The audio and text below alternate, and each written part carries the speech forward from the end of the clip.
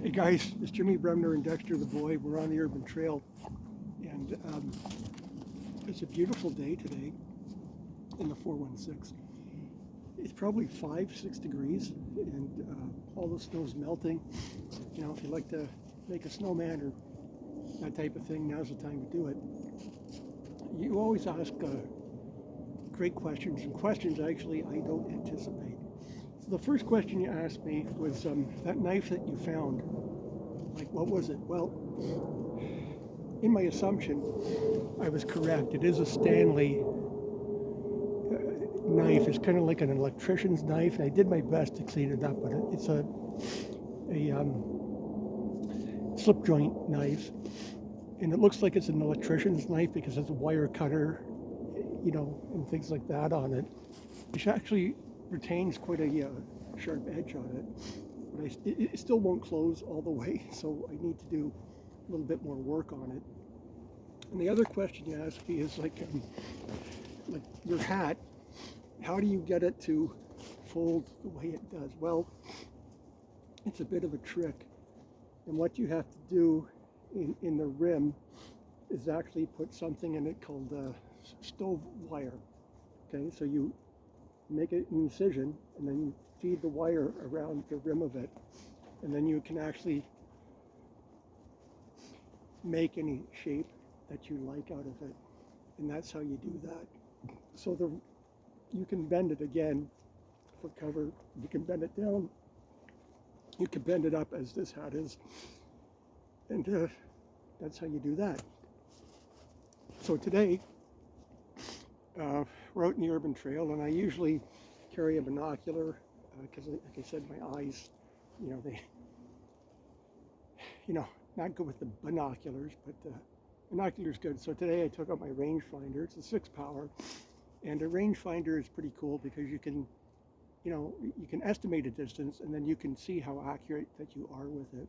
So in an urban setting, your hydro poles are about 50 meters apart. Pretty much a given. A parking space is about 20 by 9. A sea can is about 9 feet in height, and a story is about 10 feet.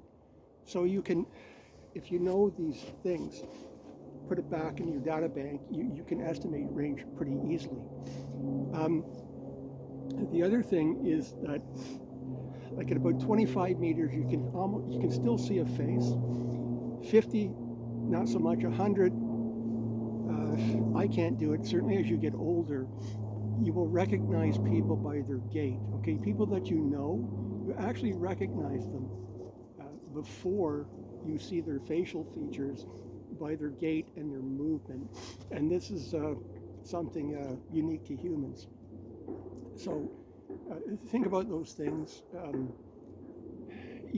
Once you are good at estimating range, in your range card, you should probably mark it down, but a rangefinder is actually the best way to go. If there's, two of you, both of you estimate the range and you kind of do an average of it, and you're probably quite, fairly accurate on that. Last thing I'd like to cover is there has been, some things in the media lately about people being bitten by dogs. And as long as there's dogs and humans, people get bit, okay? And I've had to put down a lot of beautiful dogs in my time, okay? And it's not the dog's fault. Whether it's a Shepherd, a Doberman, a PitBull, a Rottweiler, it's never the dog's fault. And you know what's funny? In these recent articles in the media, it's always a pit bull. And actually, what happens is people describe the dog as a pit bull, even though it probably wasn't, but the pit bull unfortunately takes the brunt of this. And I've had 3 now. My last one was a red zone pit bull, and I could take that dog into a dog park. Okay? If you know what you're doing and you're responsible, you can you can help these dogs. And the people that are, you know, pro pit bull, we've done so much work to bring them back. So there's no legislation. We've done so much work. And now the media is jumping on the pit bull. And I think it is, you know, without cause and like real data to indicate, you know, what the issue is. The issue is the owner. 100% is the owner. In fact, in Europe, depending on where you travel, when you take a dog out, it has to have a muzzle on all the time. And I have no trouble with that. It's probably a good idea because most owners can't control their dogs. For you, those of you that have dogs, I'll tell you this, the last place you want to go is a dog park, okay? Because it's a disaster. And I don't take any of my dogs to dog parks, okay? Unless I'm training them and, you know, trying to make them more social. But I do it as a training exercise. I don't do it, you know, as a matter of course to make friends and that type of thing. Dexter is like the friendliest dog you could ever meet. And I'm going to tell you something, and you'll find this funny, but one of the most aggressive dog breeds that you can find is a Chihuahua. Okay? They bite everything, and people encourage it.